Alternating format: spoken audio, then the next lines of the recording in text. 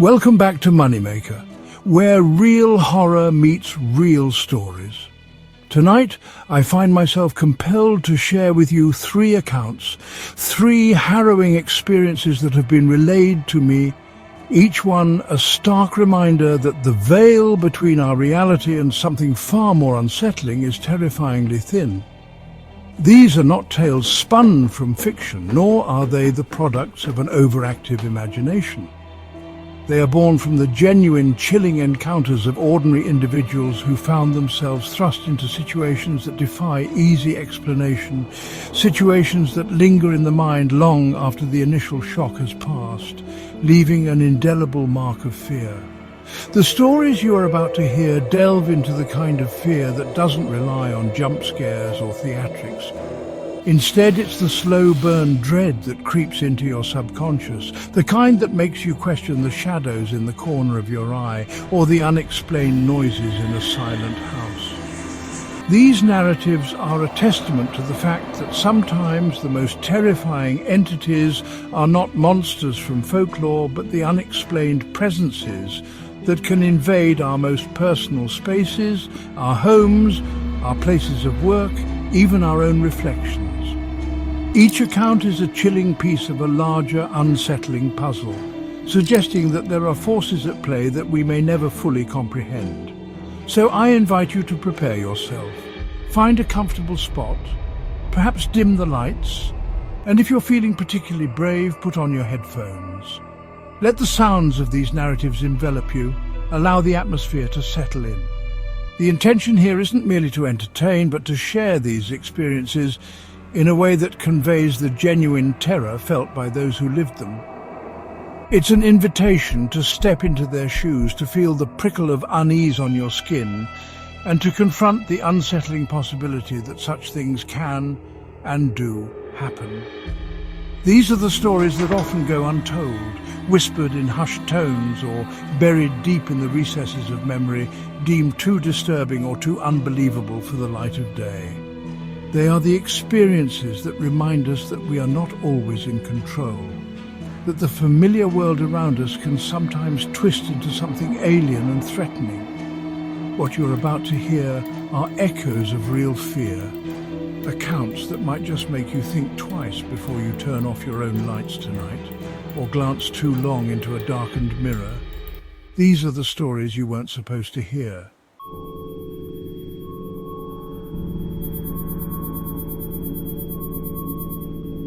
Our first story comes from a young woman named Emily, who up until a few years ago considered herself a rational individual, not easily swayed by tales of the supernatural.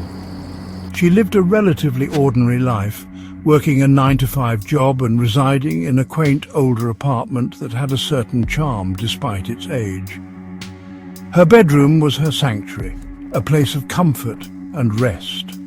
Dominating one wall was a large antique mirror, a piece she'd found at a flea market. It had an ornate, dark wooden frame, and the glass itself was thick, showing slight imperfections that spoke of its history, a history she was, at the time, entirely unaware of. It began subtly, as these things often do. Late at night, as she'd be getting ready for bed, or perhaps if she woke unexpectedly in the early hours of the morning, she'd catch a fleeting movement in the mirror out of the corner of her eye. Just a flicker, a dark blur that was gone before she could properly focus on it. She'd dismiss it, of course, attributing it to fatigue, the play of shadows, or her eyes simply playing tricks on her after a long day. The human mind is adept at finding logical explanations, even when a deeper, more primal instinct whispers that something is amiss. But the dismissals became harder to maintain as the occurrences grew more frequent, more defined. The vague flicker began to resolve itself into something more substantial, a dark shape, indistinct at first, but undeniably present within the reflected space of her room. It would always appear in the periphery of the mirror's depths, never quite in the center, as if lurking just beyond the focal point of her gaze. A cold knot of unease would tighten in her stomach each time she saw it, a feeling that was difficult to shake, even in the bright light of morning. Emily tried her best to rationalize these visions. She told herself it was stress from work or perhaps a side effect of not getting enough quality sleep. She even considered that the old glass of the mirror might be distorting reflections in a peculiar way. Yet, despite her efforts to find a logical anchor, a persistent, gnawing fear began to take root. She found herself becoming hesitant to look directly into the mirror for extended periods, especially at night. The simple act of brushing her teeth or combing her hair before that reflective surface became tinged with a quiet dread, a reluctance to see what might be looking back.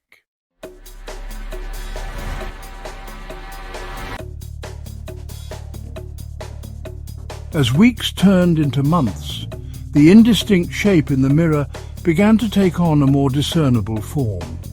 It was no longer just a patch of deeper shadow, but something that possessed a vaguely humanoid outline. It was tall and unnervingly slender, composed of a darkness so profound it seemed to absorb the light around it within the reflected world. There were no discernible features, no eyes, no face, no clothing, just a silhouette of pure oppressive blackness that seemed to stand silently, observing her from within the glass. The lack of detail somehow made it even more terrifying. The appearances of this dark figure seemed to follow a disturbing pattern. It would manifest most often in the dead of night, either as she prepared for sleep, her guard down and her mind beginning to drift, or if she happened to wake suddenly in the small, silent hours. These were the times she felt most vulnerable, alone in the quiet of her apartment, and the presence in the mirror seemed to exploit that vulnerability.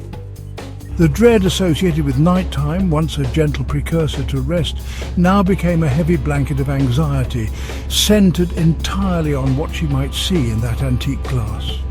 Emily's fear began to consume her. Sleep became a nightly battle, her mind racing, her ears straining for any sound, her eyes darting towards the mirror even when she tried to force them shut. She experimented with covering the mirror with a sheet before going to bed, hoping to block out the unsettling visions. But an irresistible, morbid curiosity, intertwined with sheer terror, would often compel her to pull back a corner of the sheet and peek, just to see if it was there. It always was, waiting patiently in its silent, reflective prison, or so she hoped it was a prison. Beyond the visual manifestation, the very atmosphere in her bedroom began to change. A distinct coldness would often accompany the figure's appearance, a chill that had nothing to do with the room's temperature. The air would grow heavy, still as if the presence of the figure was pressing down on the environment. More unnervingly, Emily started to develop the distinct and horrifying sensation that the figure was not just a passive reflection, but that it was of her.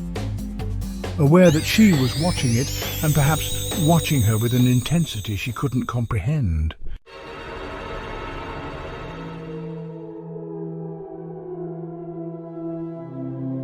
The nature of the figure's presence in the mirror began to shift in a deeply unsettling way. It no longer seemed content to simply occupy the background of the reflection. Instead, it appeared to be drawing closer to the surface of the glass, as if whatever dimension it inhabited was pressing up against her own. The silhouette seemed larger, more defined, and the oppressive darkness it exuded felt more potent, more immediate. It was as if the thin barrier of the mirror was the only thing holding it back, and that barrier was beginning to feel alarmingly fragile. She also started noticing subtle yet disturbing changes in the reflection of her room that surrounded the figure.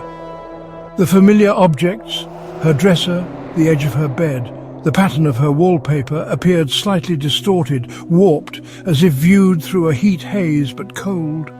The colours in the reflection around the entity seemed duller, tinged with a greyish pallor, and the shadows in the reflected room were deeper, more menacing than their real-world counterparts.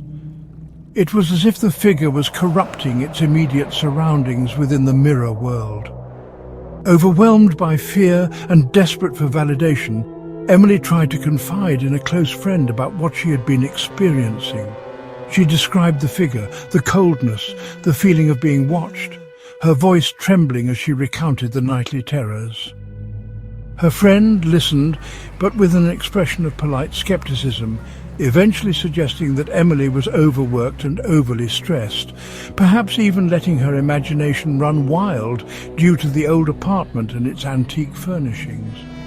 This reaction, though perhaps understandable, left Emily feeling even more isolated, more alone with a terror that no one else could see or comprehend.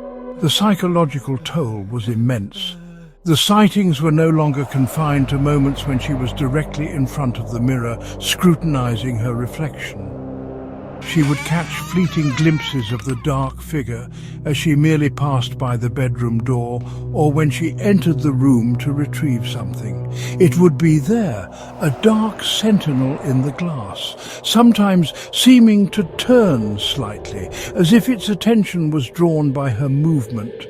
This escalation was particularly horrifying, suggesting that its awareness of her was constant, that it was perpetually waiting, watching her every move from its silent, glassy domain.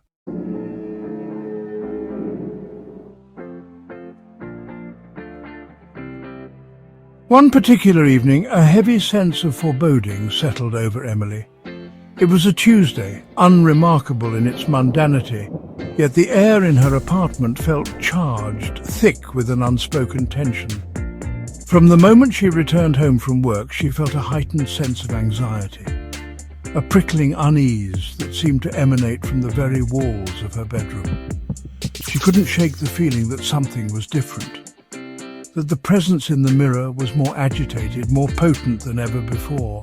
The usual ambient noises of the old building seemed muted, replaced by an oppressive stillness.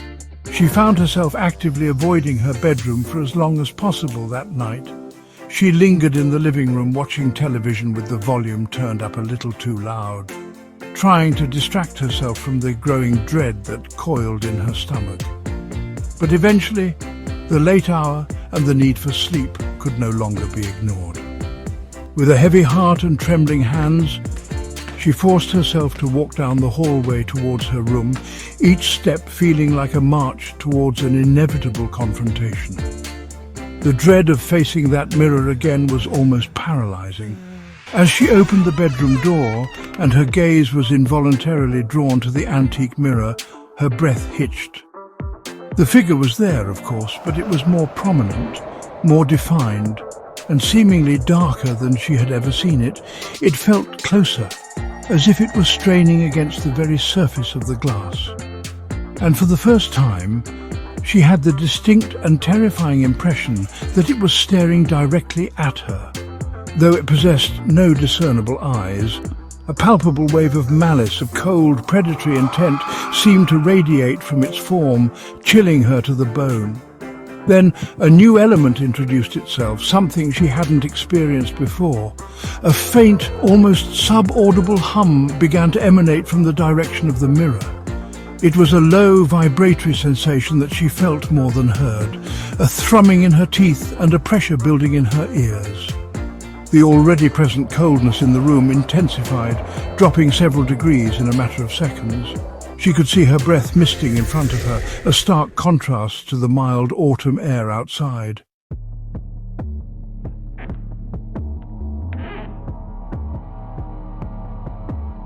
The figure in the mirror remained utterly still, yet the energy surrounding it felt incredibly volatile.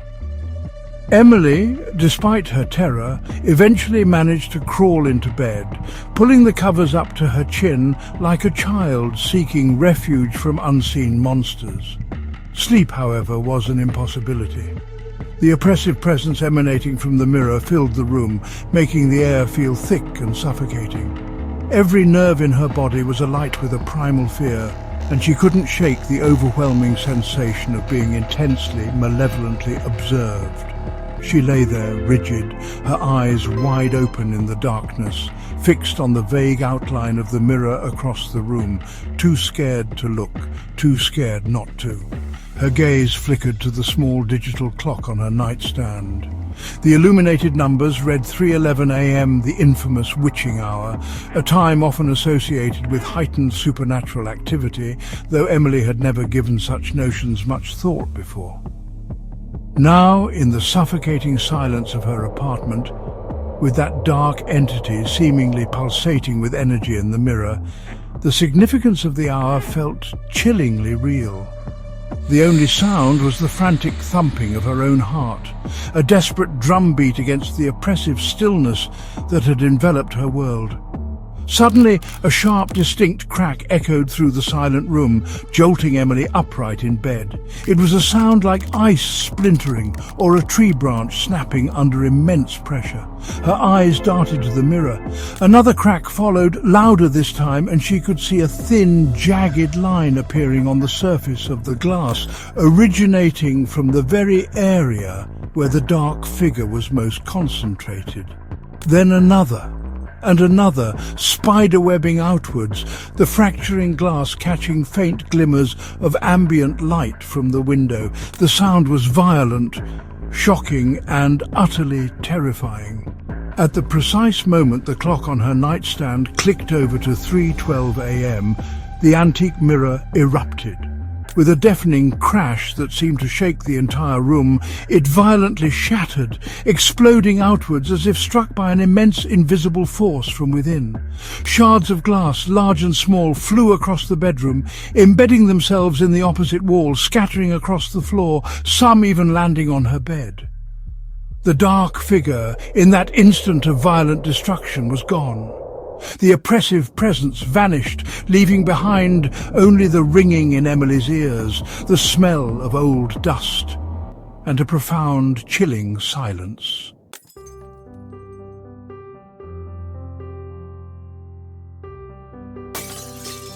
In the immediate aftermath of the mirror's violent explosion, Emily sat frozen in her bed amidst a shower of glittering glass shards.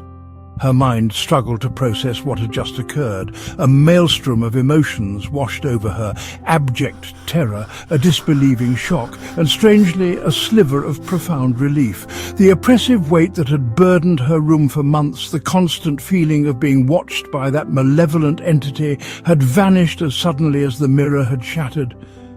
The silence that followed was no longer heavy and menacing, but simply empty, albeit an emptiness filled with the debris of her terror.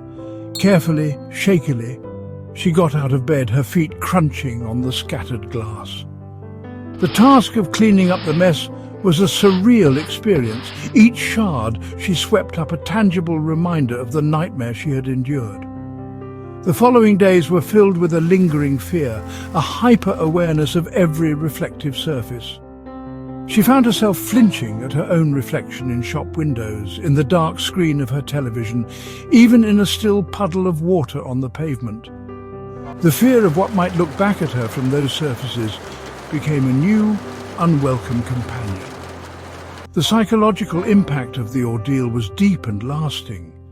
The image of the dark figure, the oppressive cold, and the violent shattering of the mirror were seared into her memory. She knew, with a certainty that chilled her to her core, that what she had experienced was not a product of stress or imagination. It was real, and it led her to make a solemn vow: she would never again own a mirror, not a large one, not a small one. The risk, however infinitesimal, of inviting such a presence back into her life was one she was utterly unwilling to take. Adapting to a life without mirrors was an adjustment, relying on the small, often distorted reflections in her phone screen or the windows of her car when absolutely necessary. But it was a small price to pay for peace of mind, for the absence of that specific, targeted dread. Emily never understood what the figure in the mirror was, what it wanted, or why it had chosen her. But the chilling thought often crossed her mind that whatever it was, it might still be out there, somewhere, perhaps searching for another reflective surface, another unsuspecting soul to become its focus. Her story serves as a disturbing reminder that some doors are best left unopened and some reflections unobserved.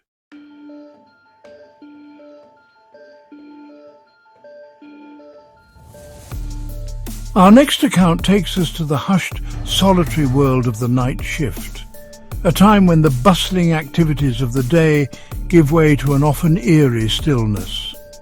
Michael was a young man working as a night auditor at a moderately sized hotel in a quiet suburban town. His shifts typically ran from late evening until the early hours of the morning, a period when the hotel was usually dormant, its guests asleep, its corridors silent. He'd grown accustomed to the solitude, the quiet hum of the building settling down for the night, the rhythmic tick of the grand clock in the lobby his main companion. The hotel itself was a mix of modern convenience and older architecture, having undergone several renovations over the decades. Some wings were newer, brighter, while others retained a certain vintage charm, or, depending on one's disposition, a slightly unsettling, dated atmosphere. During the deep hours of the night, when the lights were dimmed and the staff was minimal, even the most modern sections could take on an air of isolation. The long, empty hallways, the silent elevator, the rows of closed doors, each held the potential for the imagination to wander, especially when one was alone. On this particular night, nothing seemed out of the ordinary as Michael began his shift. He went through his usual routines, checking the day's transactions, preparing reports, ensuring the security monitors were displaying their silent vigil over the empty common areas. The lobby was quiet, save for the soft whir of the ventilation system and the occasional creak or groan from the building settling around him. He made himself a cup of coffee, anticipating a long, uneventful stretch until the first stirrings of dawn. The city outside was equally subdued, the sounds of traffic a distant murmur. Then, around 2:30 a.m., the profound silence of the lobby was abruptly shattered by the shrill, insistent ringing of the front desk telephone. Michael nearly jumped out of his skin, the unexpected sound jarring in the otherwise complete quiet. Calls at this hour were rare, usually a late-arriving guest with a query or perhaps an early riser needing a wake-up call.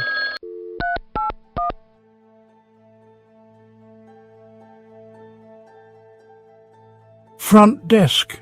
Michael speaking. How can I help you?" he answered, his voice still a little shaky from the sudden noise. The line on the other end was filled with an unusual amount of static, a crackling interference that made it difficult to hear clearly.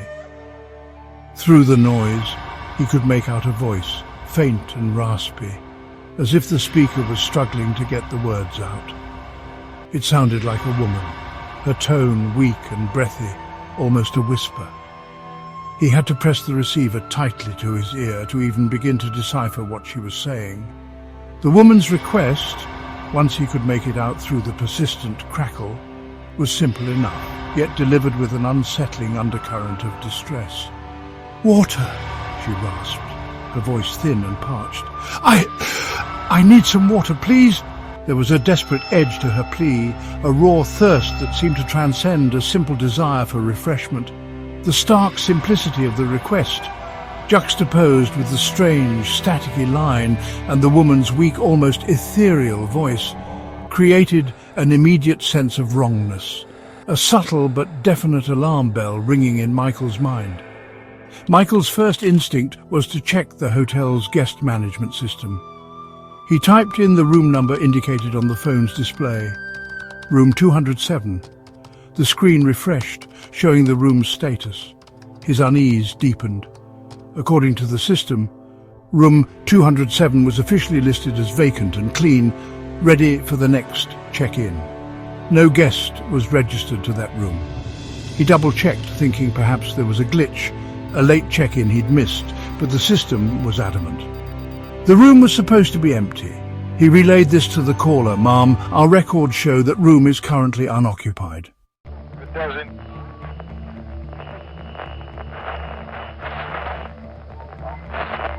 The only response from the other end was a repetition of the initial plea, perhaps even weaker, more desperate than before, the static seeming to swell around her words.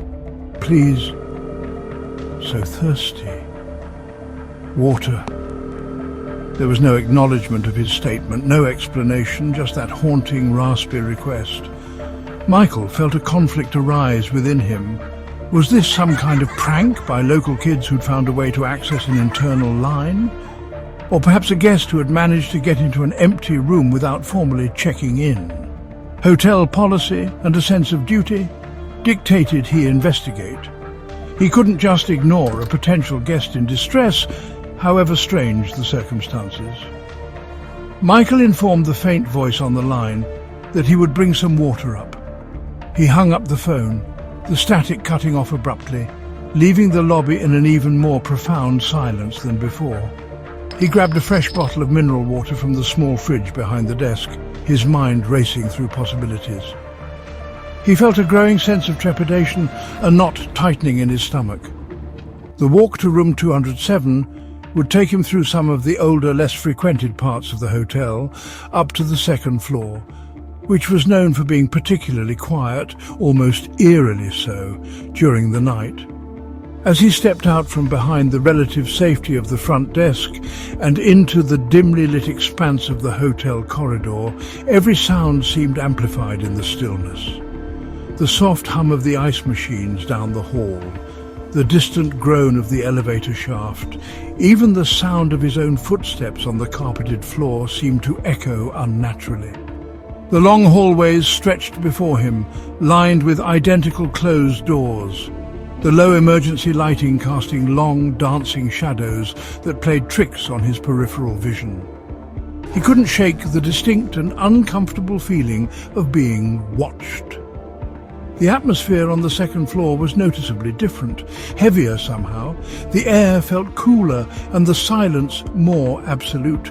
This wing of the hotel was part of the original structure, and despite renovations, it retained a certain character, a sense of age that felt more pronounced in the dead of night. He passed rows of darkened rooms, each one a small, sealed mystery. His pace quickened slightly as he approached the section where room 207 was located, a growing sense of dread making his palms sweat despite the coolness of the air. Finally, he stood before room 207. The door was closed, a simple, unassuming wooden panel identical to all the others. He paused, listening intently for any sound from within. A television, a cough, movement, anything to indicate occupancy. There was nothing but an unnerving, complete silence. He hesitated for a moment, the bottle of water feeling cold and heavy in his hand. Taking a breath, he raised his knuckles and knocked firmly on the door.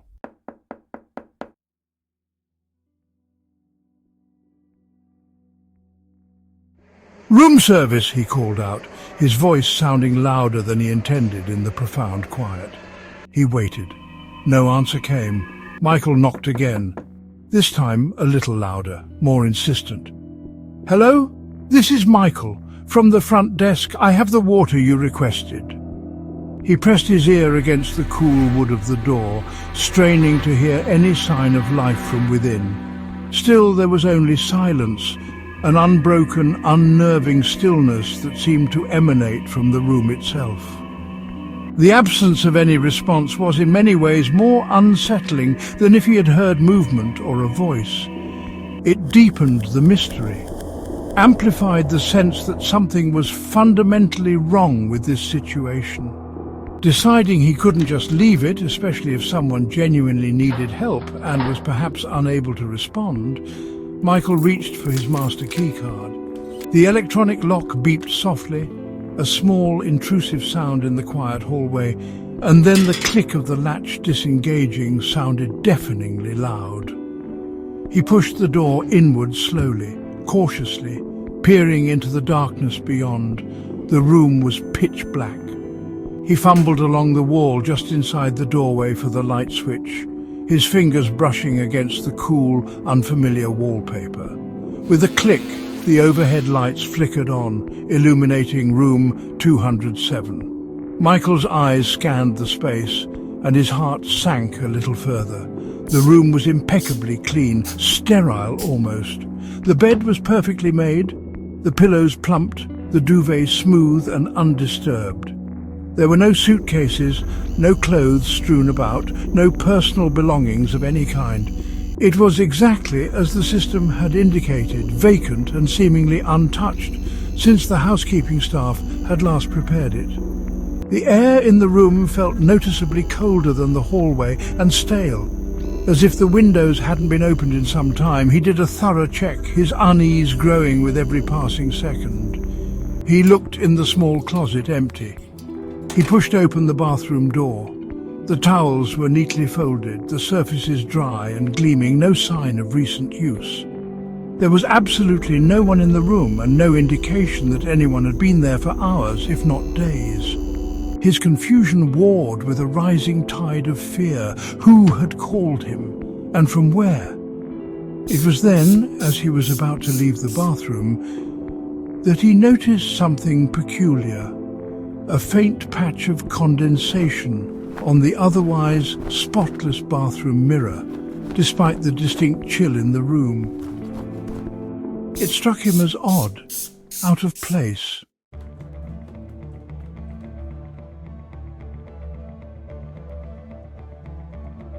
Deeply unsettled and with more questions than answers, Michael quickly exited room 207, making sure the door was securely locked behind him.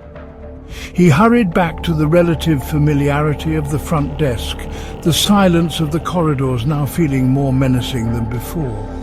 His mind replayed the strange call, the empty room, the out-of-place condensation. He knew he had to check the security footage. The hotel had cameras covering most hallways, and if someone had been in or around room 207, it should have been captured. He accessed the security system, his hands slightly trembling as he navigated the interface to find the camera feed for the second-floor corridor, specifically the section that included the door to room 207. He set the playback time to about 30 minutes before the call had come through and watched intently. The footage showed the empty hallway, still and silent under the perpetual low light. He saw himself walk by on his earlier rounds. Nothing. He fast-forwarded slightly, closer to the time of the call. Still nothing out of the ordinary. Then, just a few minutes before the phone in the lobby had rung, a flicker of movement caught his eye on the screen. He paused the footage, rewound it slowly, and watched again, his blood running cold. A figure emerged from the direction of the stairwell at the far end of the corridor. It was a woman, or at least it had the shape of one. She was pale, unnaturally so, even in the grainy, low-resolution footage. She moved slowly, almost gliding rather than walking, her movements unnervingly fluid and silent. Her form was indistinct, her features obscured by shadow and the poor quality of the recording. But she appeared to be wearing a long, dark dress or robe. Michael watched, transfixed in horror, as the pale woman glided silently down the hallway directly towards room 207. She didn't look left or right, didn't seem to interact with her surroundings in any way. She simply moved with a slow, deliberate purpose. As she reached the door to room 207, she paused for a fraction of a second, and then, without any visible interaction with the door handle or lock, she seemed to pass right through the closed door and disappear inside. Michael frantically checked the footage after that point. He saw himself arrive, knock, enter the room, and leave.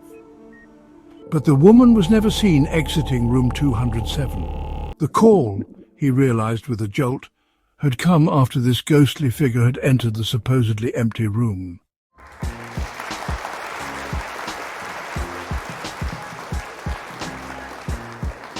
Michael stared at the security monitor, his mind reeling. The image of the pale woman gliding into room 207 was burned into his vision. A prank call was one thing. Verifiable, inexplicable paranormal activity was something else entirely. He was now thoroughly terrified, but a strange, morbid compulsion began to take hold. He thought back to the condensation he'd seen on the bathroom mirror in the otherwise cold, dry room. It seemed insignificant before, but now, in light of the footage, It felt like a crucial, unsettling detail he couldn't ignore.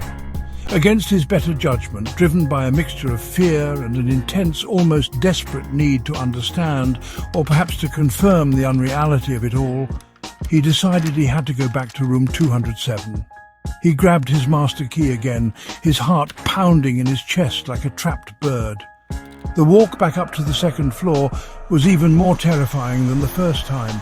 Every shadow seemed to lengthen. Every creak of the old building sounded like a footstep behind him. He felt utterly exposed, vulnerable to whatever unseen forces were at play within those walls. He reached room 207, his hand shaking so much he could barely insert the key card. The door clicked open and he pushed it ajar, peering into the darkness. He forced himself to enter, flicking on the light switch. The room was just as he'd left it, cold, empty and silent. He moved cautiously towards the bathroom, his gaze fixed on the mirror above the sink. As he drew closer, he could see that the patch of condensation was still there, perhaps even a little more pronounced than before.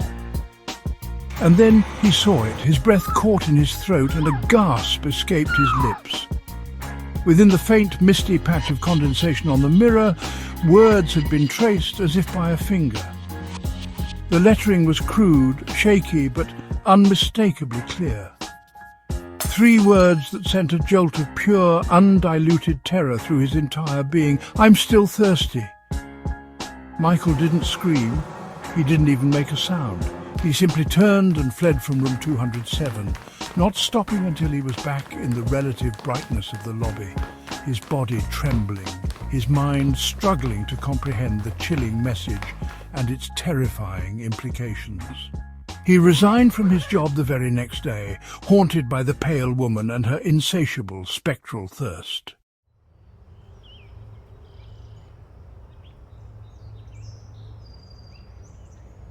The allure of the wilderness, the promise of adventure, these are powerful draws for many, and the Miller family, David, Sarah and their young daughter, Lily, sought exactly that kind of escape.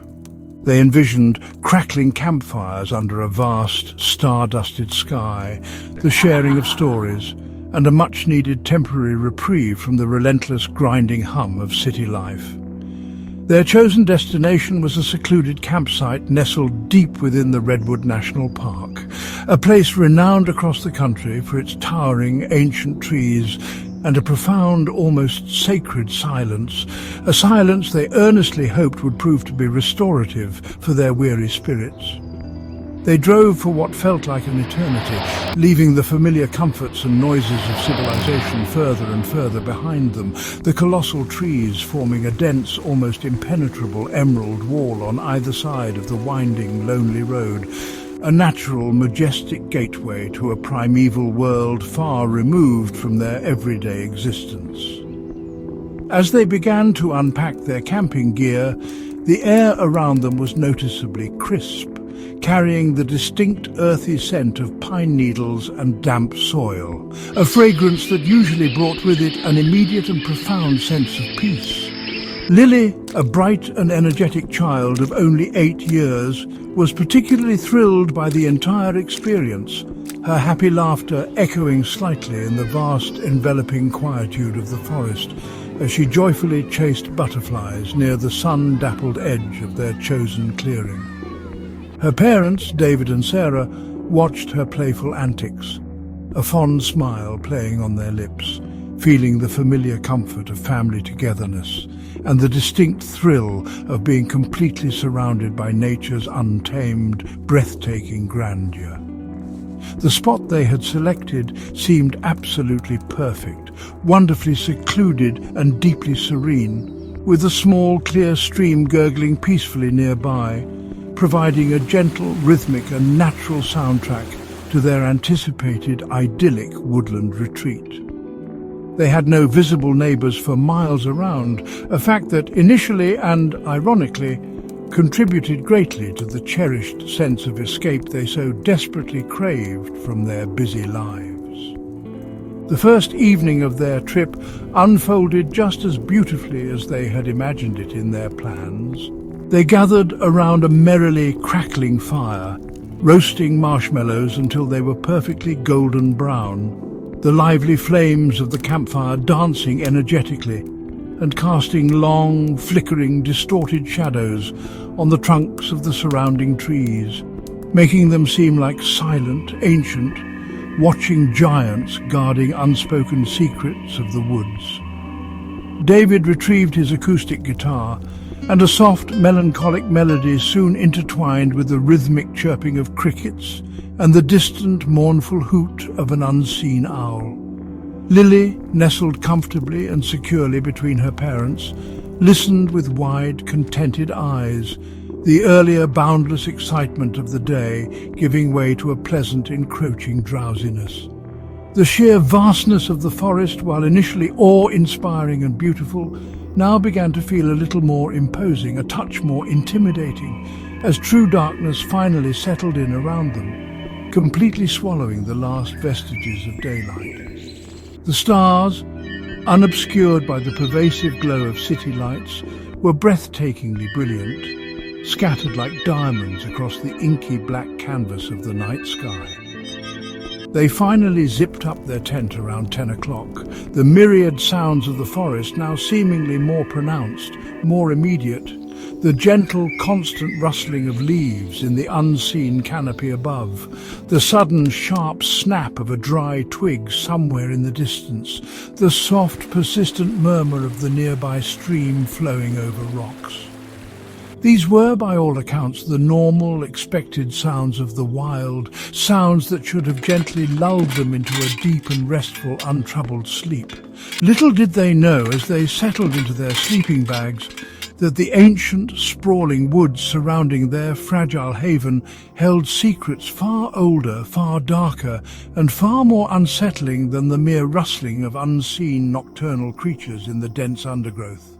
For now, at least, they felt secure, blissfully unaware, cocooned within their thin fabric shelter, completely oblivious to the fact that the very silence they had sought out for solace would soon be irrevocably broken by something far more sinister, something they could never have prepared for.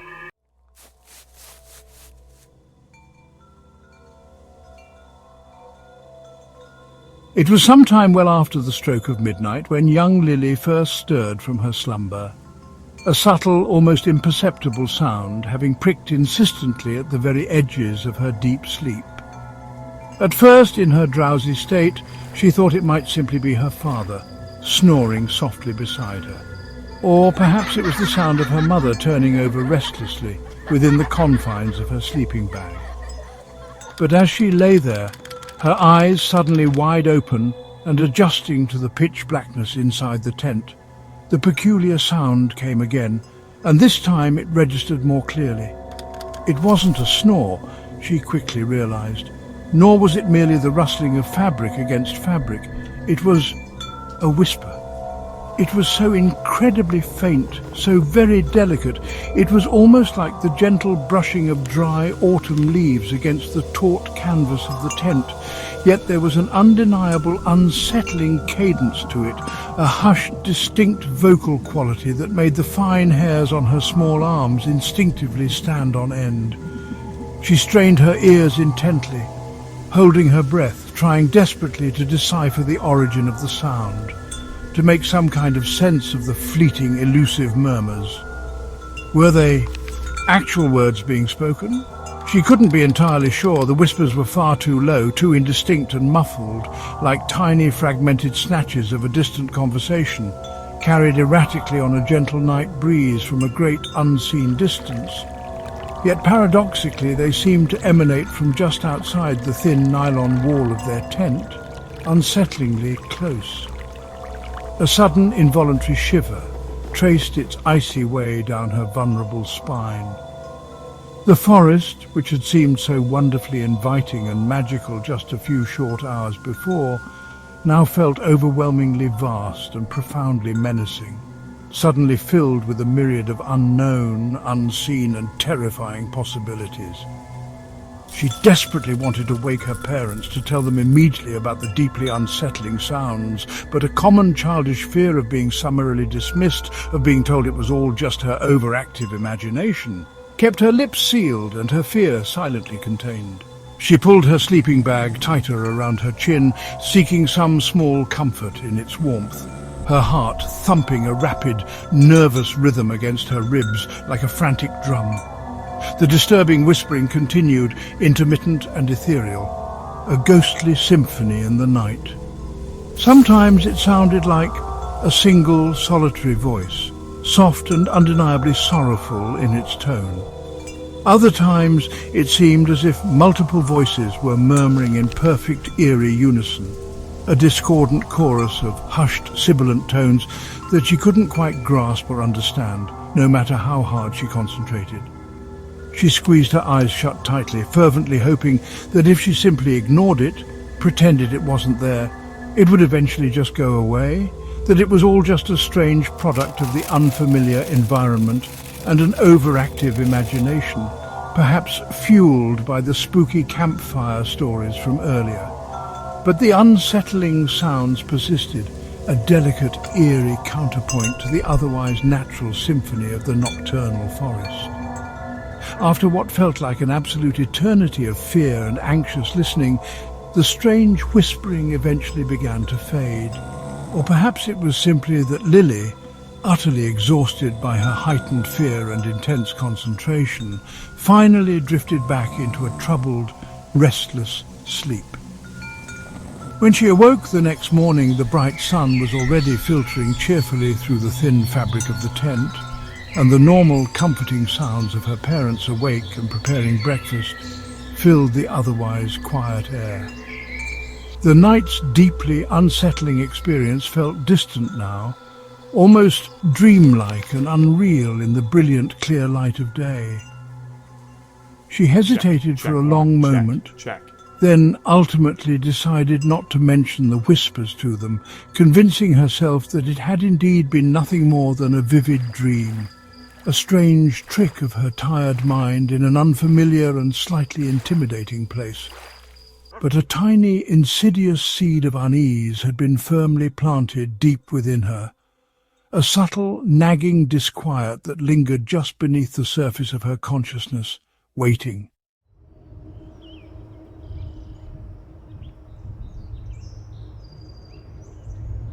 The second day of their much-anticipated camping trip proceeded much like the first had, filled with invigorating hiking through sun-dappled trails, enthusiastic exploring of the surrounding wilderness, and light-hearted family games that brought smiles to their faces.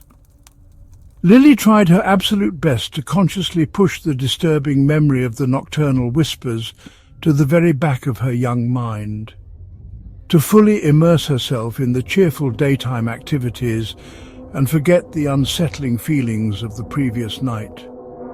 Yet, as evening once again began to approach and the shadows cast by the towering trees started to lengthen ominously, that familiar sense of deep apprehension started to slowly creep back into her thoughts, unbidden and unwelcome.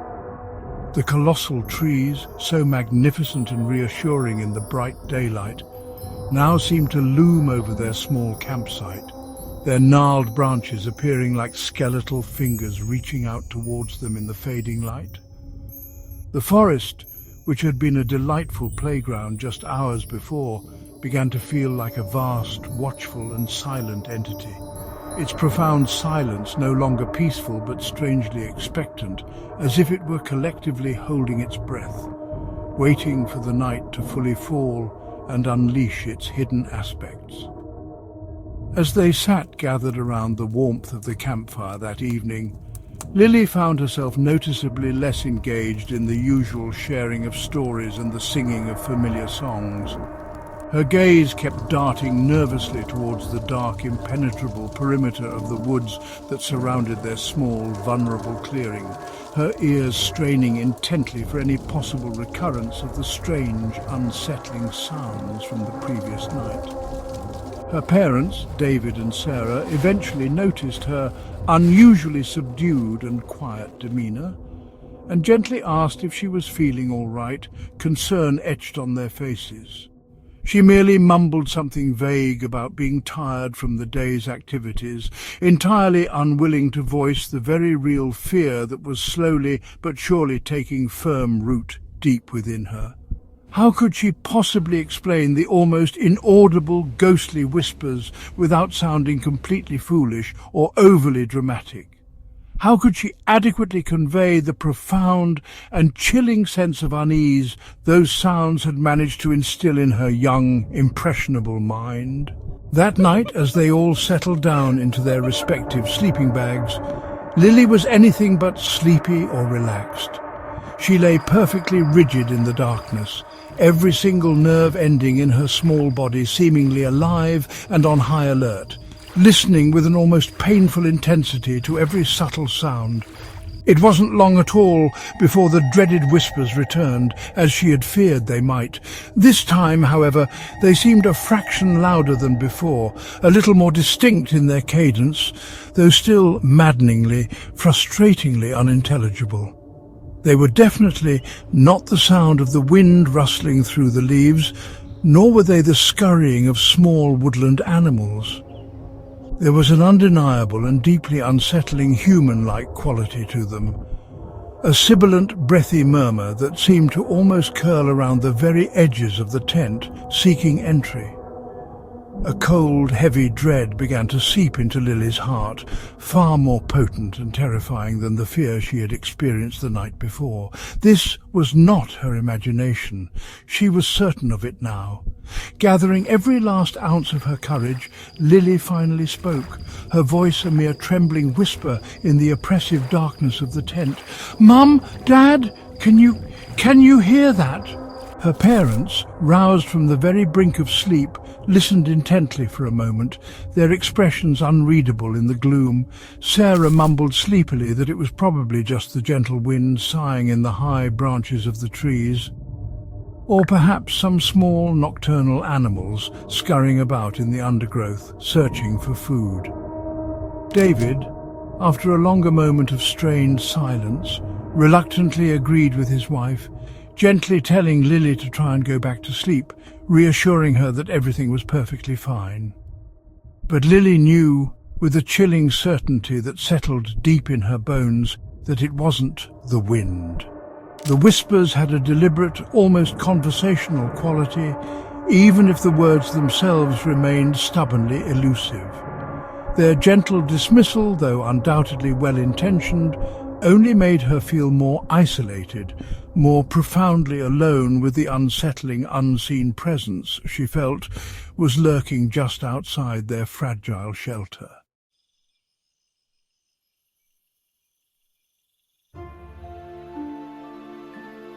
The third night of their ill-fated camping trip was when Lily's pervasive fear finally solidified into something far more tangible, far more immediate and far more terrifying than mere sounds. The insidious whispers had started much earlier this time, almost as soon as complete darkness had fully enveloped their vulnerable campsite, as if whatever was making them had grown impatient. They were noticeably more insistent now. No longer the faint, almost dismissible murmurs of the previous nights, but clearly discernible whispers, though the language, if it indeed was one, remained utterly incomprehensible, alien. Lily lay frozen in her sleeping bag, her small heart pounding like a trapped bird, desperately trying to escape its cage against her ribs. She didn't dare try to wake her parents again, fearing their placid, well-meaning reassurances that would do absolutely nothing to quell the icy terror that was coiling and tightening in her stomach. She felt utterly and terrifyingly alone, separated from them by a seemingly impenetrable wall of their understandable disbelief and her own mounting, overwhelming dread.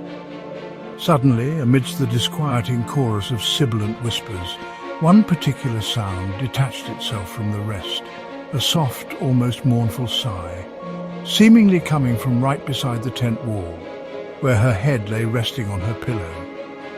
It was so incredibly close, so startlingly distinct, that Lily flinched violently, instinctively pulling herself into a tight, protective ball.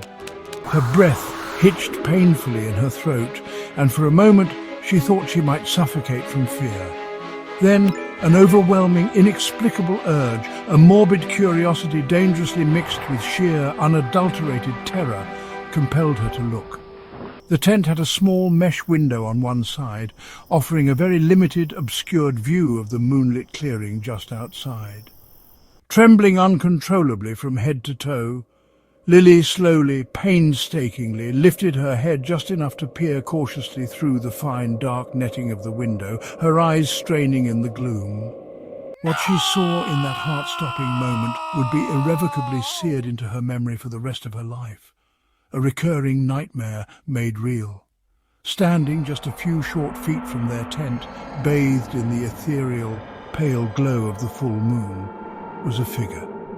It was unmistakably a woman, tall and unnervingly slender, draped in what appeared to be a long, flowing white dress, or perhaps a burial gown, the fabric seeming to shift and ripple even though there was no discernible breeze. Her hair was long and dark, completely obscuring her face, which was tilted downwards as if she were lost in deep sorrow or quiet contemplation. She stood perfectly, unnaturally still, a silent, spectral sentinel, keeping vigil in the very heart of the vast, dark wilderness. Lily couldn't breathe, couldn't scream, couldn't even move a muscle. Her eyes were locked on the terrifying apparition, a vision of otherworldly sorrow and palpable, silent menace. The woman didn't move, didn't make a single sound that Lily could discern above the renewed, deafening crescendo of whispers that now seemed to emanate from all around her, perhaps even from the spectral figure itself, as if she were the source. It was as if the very air within and without the tent vibrated with their hushed, insistent and unintelligible communication.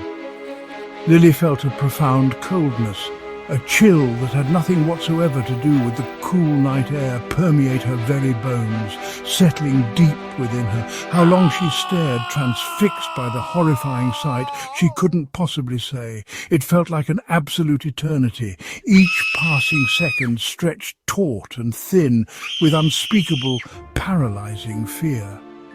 Then, as slowly and silently as it had appeared, the figure seemed to recede, or perhaps it simply dissolved without a trace into the deeper, impenetrable shadows at the dark edge of the tree line, leaving Lily shaking uncontrollably and utterly profoundly traumatized by the encounter.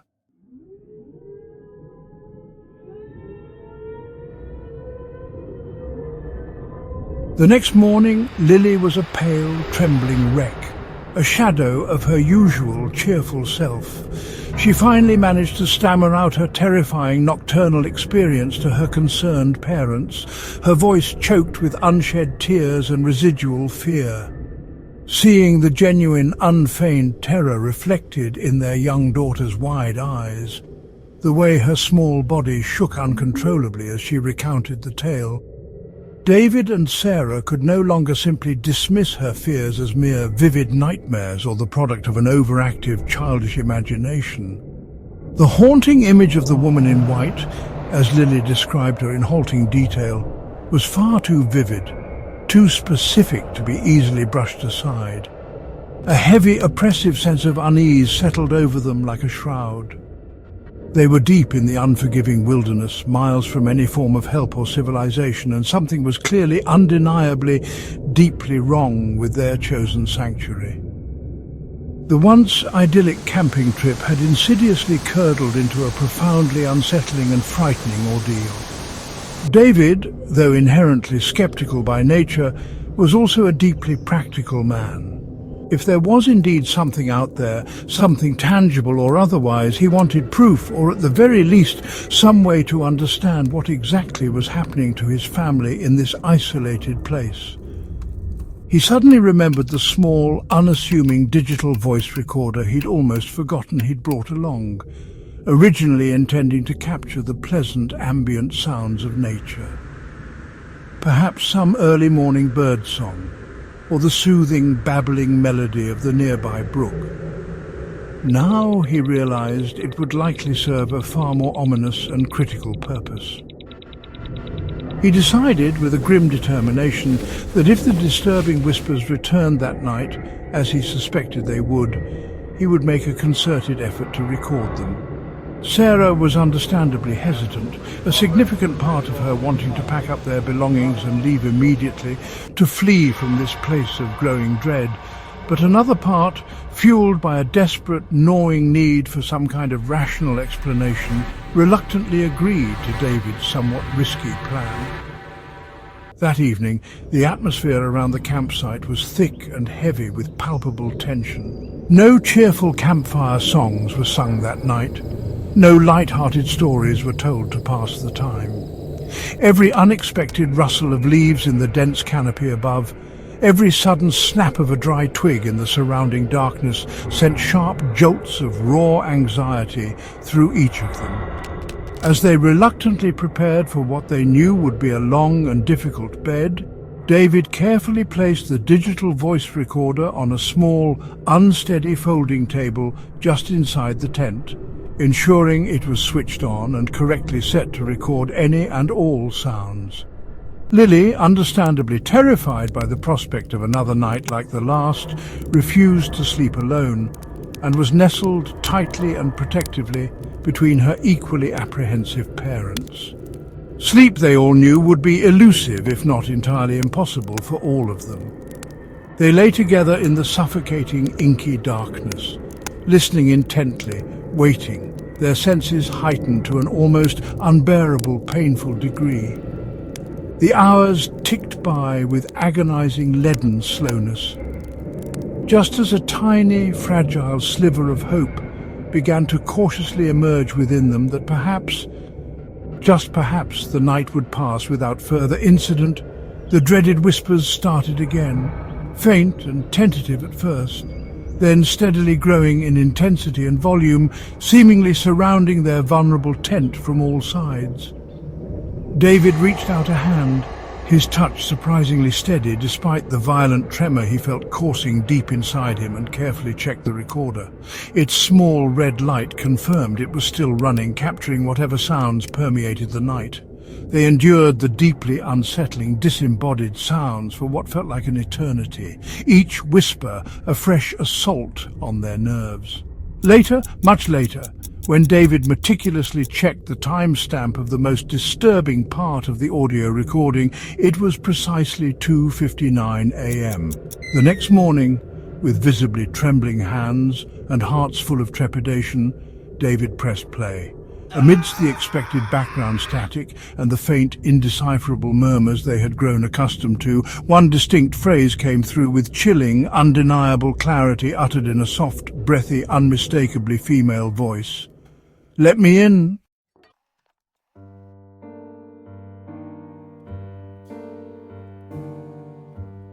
The very moment those three simple yet profoundly terrifying words, "Let me in," echoed eerily from the small, tinny speaker of the digital voice recorder, a profound, stunned silence fell over the deeply shaken Miller family. The voice captured on the recording was undeniably clear, unmistakably feminine, and undeniably, bone-chillingly terrifying in its soft-spoken, almost polite plea. It was most certainly not Lily's voice, nor was it Sarah's. It was the distinct voice of a complete stranger, a voice that had absolutely no business being there, whispering its chilling, unwelcome request in the dead of night, just inches outside the thin nylon fabric of their shelter. The blood visibly drained from David's face, his ingrained skepticism evaporating completely in an instant, replaced by a cold, hard, sickening knot of pure fear that tightened in his stomach. Sarah gasped audibly, her hand flying to her mouth in shock, her eyes wide with a mixture of utter disbelief and raw, unadulterated horror. There was no subsequent discussion, no debate about what to do next. The decision was immediate and unspoken. Their once anticipated idyllic camping trip was definitively over, irrevocably shattered by an inexplicable and seemingly malevolent, unseen presence. They began to pack their belongings with a frantic, fumbling haste, their movements jerky and uncoordinated, driven by a primal, overwhelming urge to flee this place of terror as quickly as humanly possible. Every elongated shadow now seemed to lengthen further, to twist into menacing shapes, and every familiar sound of the forest seemed to carry a hidden, sinister threat. The towering ancient redwood trees, which had seemed so majestic and awe-inspiring just days before, now felt oppressive and foreboding, like silent, judgmental witnesses to their profound fear and hasty retreat. Lily, pale-faced and utterly quiet, clung tightly to her mother's side, her frightened eyes constantly scanning the dense tree line, as if expecting the terrifying woman in white to reappear at any given moment to bar their escape. The long drive back to the comforting familiarity of civilization was mostly silent, the immense weight of their shared, terrifying experience pressing down heavily on them, effectively suffocating any attempt at normal, everyday conversation. What exactly had they encountered in those deep, ancient woods? A restless ghost, perhaps? Or some other inexplicable, otherworldly entity beyond their comprehension? The audio recording was undeniable, tangible proof that they hadn't collectively imagined the horror. The softly spoken phrase, "let me in," replayed itself over and over again in their minds, each mental repetition sending fresh, involuntary shivers of deep dread down their spines. The unspoken question of what might have happened if that unseen entity had somehow managed to get in was a thought too terrifying for any of them to articulate out loud. Yet it lingered persistently, a dark, ominous shadow in their collective consciousness. A question that would haunt them for years to come. The Miller family, understandably, never went camping again. The memory of the whispering tent, the spectral vision of the woman in white, and the chilling, disembodied voice captured on the digital recorder became a dark, unspoken chapter in their lives. A terrifying story they rarely spoke of, even amongst themselves, but one they could never, ever truly forget, no matter how hard they tried. Lily, in particular, bore the deep psychological scars of that terrifying encounter for many years afterwards, developing a persistent fear of the dark and a profound aversion to any secluded or remote places. The wilderness, once a cherished source of immense joy and thrilling adventure for the family, was now forever tainted by the indelible memory of those terrifying nights. A stark and chilling reminder that some doors are best left unopened, some boundaries are not meant to be crossed, and some whispers, no matter how softly spoken, are best left entirely unanswered. The ancient forest kept its dark secrets, and the Millers were left with the chilling, unshakable certainty that they had brushed perilously close against something ancient, unknown, and deeply, profoundly unsettling.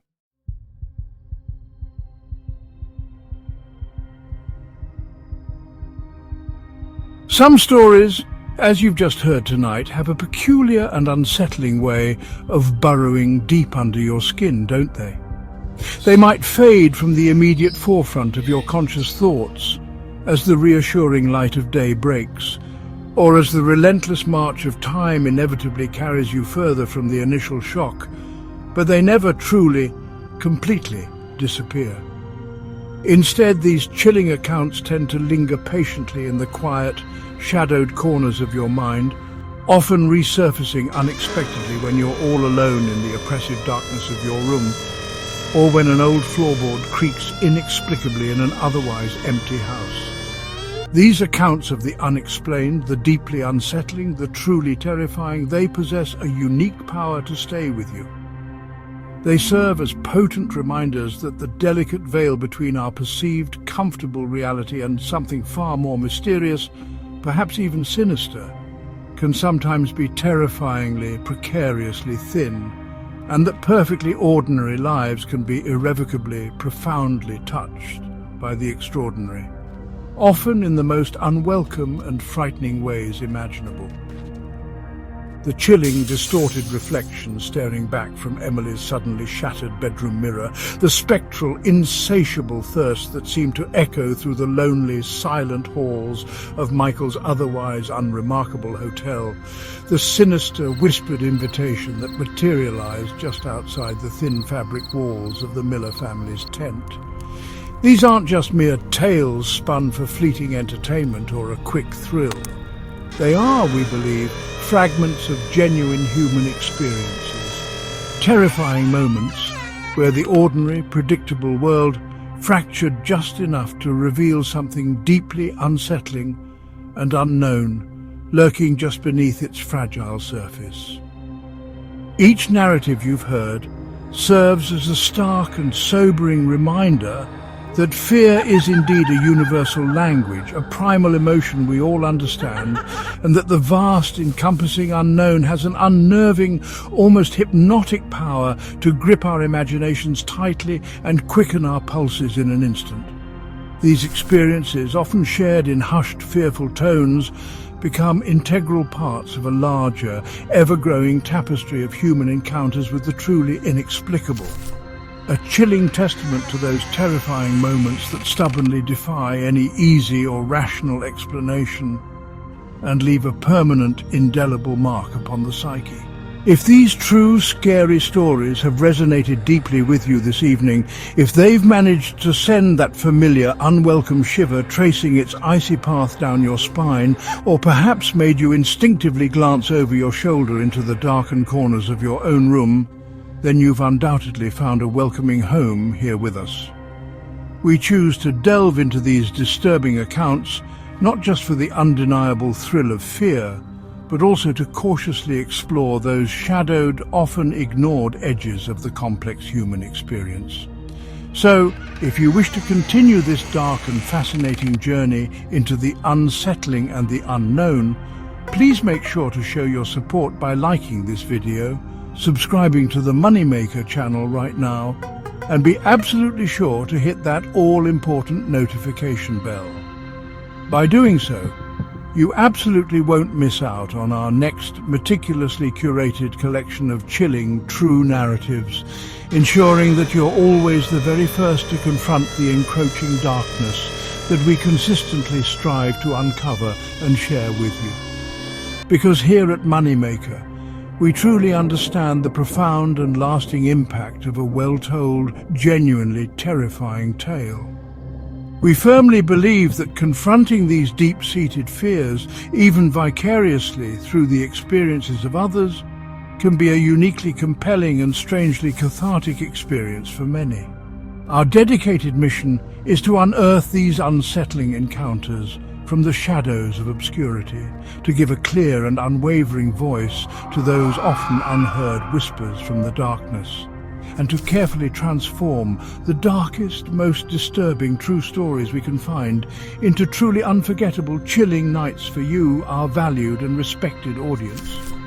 So please stay tuned for more, keep your lights on if you absolutely must, and always remember, the night is vast and full of terrifying stories just waiting patiently to be told. We'll be right here, waiting in the shadows.